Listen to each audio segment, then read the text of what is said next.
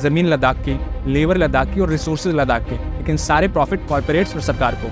और इन सारे प्रोजेक्ट्स की वजह से जो इन्वायरमेंटल डैमेज होगा वो लद्दाख के लोगों को सहना पड़ेगा। ना क्लियर है कि सियाचिन ग्लेशियर का बेस 1 किलोमीटर पिघल के पीछे आ गया है। 2010 से लेकर 2018 तक फ्लैश फ्लड्स, क्लाउड बर्स्ट और ड्रॉट जैसे 6 ऐसे इवेंट्स हो चुके हैं जिसने लद्दाख को हिला कर रख दिया। लद्दाख के लोग नहीं ब्यूरोक्रेट चला रहे हैं। चाहे वैसे ही 370 के हटने के बाद भी आज तक लद्दाख को इग्नोर ही किया जा रहा है। लद्दाख ऐसे जियो स्ट्रेटेजिक लोकेशन पे है कि उसके लिए इमोशनल होके कोई पॉलिसी नहीं बनाई जा सकती।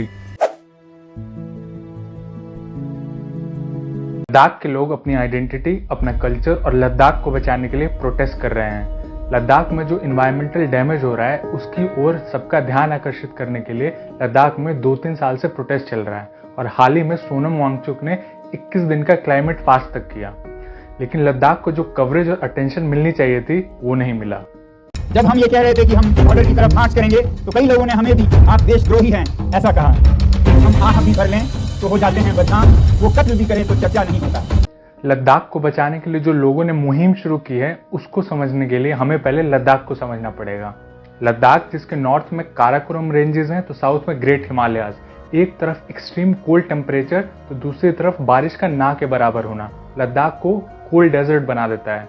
पहले से ही लद्दाख के लोग इतने टफ कंडीशंस झेल रहे हैं और ऊपर से ग्लोबल वार्मिंग और क्लाइमेट चेंज की मार, दूसरी तरफ चाइना से कॉन्फ्लिक्ट और तीसरी तरफ अपने आइडेंटिटी, अपने कल्चर और पॉलिटिकल राइट्स को लेकर स्ट्रगल। लद्दाख में क्लाइमेट प्रोटेस्ट क्यों हो रहा है इसको समझने के लिए जो लद्दाख ने पिछले 40-50 सालों में क्लाइमेट चेंज के कॉन्सिक्वेंसेस को झेला है उसको समझना पड़ेगा। लद्दाख की जो जियोग्राफिकल लोकेशन है और वहां का क्लाइमेट है वो उसे इको सेंसिटिव जोन बना देता है। नेशनल एनवायरमेंट पॉलिसी 2006 के डेफिनेशन के हिसाब से इको सेंसिटिव जोन्स ऐसे एरिया या जोन्स होते हैं जिनको स्पेशल अटेंशन या प्रोटेक्शन की जरूरत होती है। अगर इन इको सेंसिटिव जोन्स में थोड़ा सा भी चेंज हुआ तो वहां के एनवायरनमेंट, बायोडाइवर्सिटी और नेचर पे इसका बहुत बड़ा इफेक्ट पड़ता है। कोई भी छोटा सा ह्यूमन इंटरफेरेंस जैसे डैम्स बनाना, वाटर फ्लो को डाइवर्ट करना, माइनिंग करना, रोड टनल्स बनाना वहां लैंडस्लाइड्स और अर्थक्वेक जैसे इवेंट्स को ट्रिगर कर सकता है और देखते देखते वहां की पर्टिकुलर इकोलॉजी बर्बाद हो जाती है। United nation international panel of climate change के 6 असेसमेंट रिपोर्ट में ऐसी 2 चीजें हाईलाइट हुई हैं जो लद्दाख जैसे रीजन के लिए बहुत ही कंसर्निंग है। जो पहली चीज है वो है ग्लोबल वार्मिंग और जो दूसरी चीज है वो है हार्श क्लाइमेट का बढ़ना। लद्दाख के लोगों का पानी की डिमांड के लिए ज्यादातर ग्लेशियर्स पर डिपेंडेंट होना और ग्लोबल वार्मिंग की वजह से ग्लेशियर्स का जल्दी जल्दी मेल्ट होना, ये लद्दाख के लोगों के लिए बहुत बड़ी प्रॉब्लम है।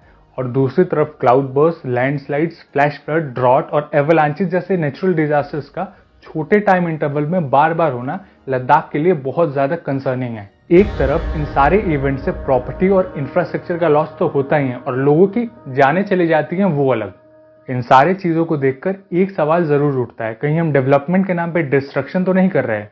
लद्दाख क्लाइमेट चेंज की कॉन्सिक्वेंसेस को इस लेवल पे फेस कर रहा है कि वहां का स्नोफॉल पैटर्न ही चेंज हो गया है। जो स्नोफॉल पहले नवंबर और दिसंबर के महीने में हो जाती थी अब वो 2 महीने डिले होकर जैन और फेब के मंथ में हो रही है और इसी वजह से जो बर्फ पड़ी उसको जमने का टाइम नहीं मिलता। जैन और फेब मंथ के बाद लद्दाख को स्प्रिंग सीजन हिट करता है। टेम्परेचर बढ़ने की वजह से बर्फ पिघल के नीचे आने लगती है और इसी से फ्लैश फ्लड और एवलांचेस जैसे इवेंट होते रहते हैं। International centre of integrated mountain development की एस्टिमेट के हिसाब से लद्दाख की 35% बर्फ अगले 20 सालों में पिघल जाएगी। अब सोचिए जो लद्दाख ग्लेशियर्स पे ही डिपेंडेंट है पानी के लिए, उसका क्या होगा। पानी की कमी की वजह से लद्दाख के लोग अपने गांव को भी छोड़ने के लिए मजबूर हो गए। अपने गांव को छोड़कर दूसरी जगह उनको शिफ्ट होना पड़ा पानी के लिए। छोड़ के क्यों नहीं आएगा, किस लिए बैठेगा उधर खाली जगह में। मिलता आना, चार आना भी नहीं मिलता जिनको कमाई, ठीक है नहीं। बारिश को देख के बैठेगा तो ऊपर से बारिश आएगा नहीं, आता भी नहीं, फिर वहाँ क्या क्या खा खाए। और जो दूसरी सबसे बड़ी प्रॉब्लम है वो मिनिमम एवरेज टेम्परेचर का बढ़ना। जहां लद्दाख को हटाकर पूरे भारत की बात करें तो मिनिमम एवरेज टेम्परेचर 0.75 डिग्री ही बढ़ा है और वहीं लद्दाख की बात करें तो ये 3 डिग्री बढ़ा है।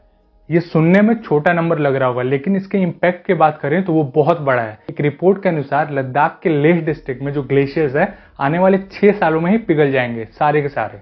2013 से लेकर 2017 तक लद्दाख ड्रॉट की चपेट में था। क्लाइमेट चेंज का इम्पैक्ट इतना सीवियर है कि सियाचिन ग्लेशियर का बेस 1 किलोमीटर पिघल के पीछे आ गया है। 2010 से लेकर 2018 तक फ्लैश फ्लड्स, क्लाउड बर्स्ट और ड्रॉट जैसे 6 ऐसे इवेंट्स हो चुके हैं जिसने लद्दाख को हिला कर रख दिया। ग्लोबल वार्मिंग और क्लाइमेट चेंज की वजह से लद्दाख डैमेज हो ही रहा है, लेकिन एक और चीज़ है जिससे लद्दाख को बहुत बड़ा खतरा है और वो है टूरिज्म। जो लद्दाख का टोटल रेवेन्यू है उसका 70% हिस्सा टूरिज्म से आता है। एक तरफ जहां टूरिज्म लद्दाख की इकोनॉमी का बैकबोन है तो दूसरी तरफ उसके एनवायरनमेंट के लिए सबसे बड़ा खतरा भी है। पीक सीजन में लद्दाख में लगभग 4 से 5 लाख लोग आते हैं। उनके आते ही वाटर डिमांड, एनर्जी डिमांड और पोल्यूशन अचानक से बढ़ जाता है। अब वाटर डिमांड को देखें तो एक लद्दाख का आदमी पर डे 20 लीटर पानी यूज करता है और वहीं जब टूरिस्ट आते हैं तो उनको मिनिमम 75 लीटर पर डे पानी चाहिए ही चाहिए। टूरिज्म बढ़ने के साइड इफेक्ट्स क्या हैं? जो वाटर एनर्जी लद्दाख के गाँव में जाने चाहिए थे, जहाँ इनकी सबसे ज्यादा जरूरत है, वो टूरिस्ट पे खर्च होते हैं। और ऐसा भी नहीं है कि जो टूरिज्म से रेवेन्यू आ रहा है वो पूरे लद्दाख के लोगों में इवनली डिस्ट्रीब्यूटेड है। लेह डिस्ट्रिक्ट के 50% से ज्यादा लोगों की इनकम टूरिज्म से आती है, लेकिन अगर हम पूरे लद्दाख की बात करें तो सिर्फ 10% लोगों की इनकम टूरिज्म से आती है। बाकी के 90% लोग एग्रीकल्चर से रिलेटेड एक्टिविटीज पे ही डिपेंडेंट है। टूरिज्म से जो प्लास्टिक पोल्यूशन होता है उसको 1 मिनट के लिए साइड कर देते हैं। लद्दाख के पास प्रॉपर सीवेज मैनेजमेंट सिस्टम भी नहीं है। बढ़ते टूरिज्म की वजह से सीवेज वेस्ट भी बढ़ता है और उसको मैनेज करने के लिए लद्दाख के पास कोई सिस्टम है ही नहीं। जो होटल्स के आसपास फ्रेश वाटर सोर्सेज हैं वहीं पे ह्यूमन वेस्ट हो या सीवेज वेस्ट उनको डंप कर देते हैं। जो बचा कुचा सोर्स है पानी का वो भी धीरे धीरे कंटामिनेट होता जा रहा है और 2-3 सालों से इन मुद्दों को लेकर प्रोटेस्ट अभी तक चल रहे हैं। आर्टिकल 370 के हटने के बाद जहां लद्दाख के लोगों में उम्मीदें जगी थी अपने आइडेंटिटी को लेकर, अपने पॉलिटिकल राइट्स को लेकर, अपने कल्चर को लेकर, अपने एनवायरनमेंट को लेकर, जॉब्स को लेकर, एम्प्लॉयमेंट को लेकर, अभी तक ये सारी उम्मीदें वहीं की वहीं हैं। बार बार सरकार से बातचीत भी हुई लेकिन इसका कंक्लूजन कुछ नहीं निकला। लद्दाख के लोगों को ऐसा लग रहा है कि जैसे 370 के हटने से पहले लद्दाख को इग्नोर किया जा रहा था, वैसे ही 370 के हटने के बाद भी आज तक लद्दाख को इग्नोर ही किया जा रहा है। आर्टिकल 370 के हटने के बाद जहां लद्दाख के लोगों को ऐसा लगा कि वो अपने लीडर्स खुद इलेक्ट कर पाएंगे और रियल पावर उनके हाथों में होगी, वहीं दूसरी तरफ सरकार ने 370 हटाया और लद्दाख की सारी पावर अपने हाथों में ले ली। लद्दाख को लद्दाख के लोग नहीं, ब्यूरोक्रेट चला रहे हैं। चाहे लद्दाख का एडमिनिस्ट्रेशन हो या लद्दाख के लिए पॉलिसी बनाना या फंड अलॉट करना, ये सारी इंपॉर्टेंट चीजों में लद्दाखीज का रोल ही नहीं है। जो लद्दाख के लोग हैं उनके पास कोई कंट्रोल ही नहीं है। सारा कंट्रोल सेंट्रल गवर्नमेंट के पास है और इसी के लिए लद्दाख के लोग प्रोटेस्ट कर रहे हैं। जहां एक तरफ लद्दाख के लोग आर्टिकल 370 हटने से खुश थे तो वहीं दूसरी तरफ आर्टिकल 370 के हटने के बाद लद्दाख में कुछ ऐसी डेवलपमेंट्स हुई जिससे लद्दाखी और परेशान हो गए। सरकार ने अपनी मर्जी से लद्दाख में प्राइवेट प्लेयर्स और बड़े बड़े कॉर्पोरेट्स के लिए माइनिंग प्रोजेक्ट्स खोल दिए, सोलर प्रोजेक्ट के लिए बड़ी जमीनें एलोकेट कर दी और जगह जगह पे हाइड्रो इलेक्ट्रिसिटी प्रोजेक्ट्स भी खोल दिए, जो 370 के हटने से पहले पॉसिबल नहीं था। The interstate transmission system for evacuation and grid integration of 13 gigawatt renewable energy from Ladakh will be constructed with investment of 20,700 crore, including central support of 8,300 crores. तरफ इन सारे प्रोजेक्ट्स को देखें तो ऐसा जरूर है कि लद्दाख की ग्रोथ और डेवलपमेंट में हेल्प करेंगे, लेकिन दूसरी तरफ एक और रियलिटी है। जमीन लद्दाख की, लेबर लद्दाख की और रिसोर्सेज लद्दाख के, लेकिन सारे प्रॉफिट कॉर्पोरेट्स और सरकार को।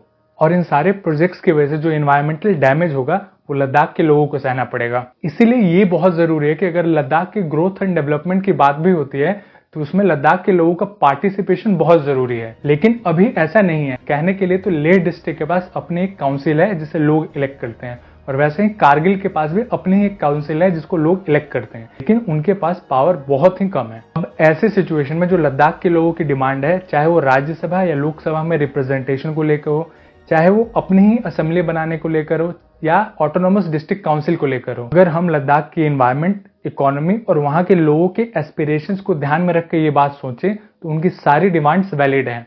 लेकिन हर सिक्के के 2 पहलू होते हैं। अभी तक हमने इस वीडियो में जो डिस्कशन किए वो लद्दाख को सेंटर में रखकर किए। लद्दाख ऐसे जियो स्ट्रेटेजिक लोकेशन पे है कि उसके लिए इमोशनल होके कोई पॉलिसी नहीं बनाई जा सकती।